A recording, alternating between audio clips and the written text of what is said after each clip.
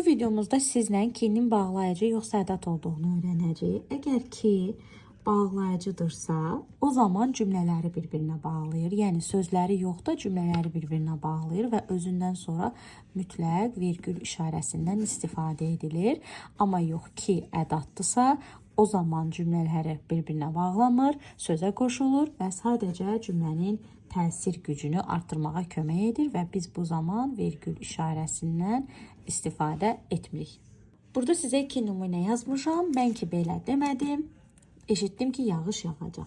Eşitdim bir cümlədir və yağış yağacaq bir cümlədir. Gördüyünüz kimi iki cümləni bir-birinə bağladığına görə burada ki nə olar? Bəli, burada ki olacaq bağlayıcı. Mən ki belə deyil, belə demədim. Burada isə ki sözə qoşulur, cümlənin təsir gücünü artırdığına görə ədat olur. Ədat olduğuna görə də biz burada heç bir vergül işarəsindən istifadə eləmirik.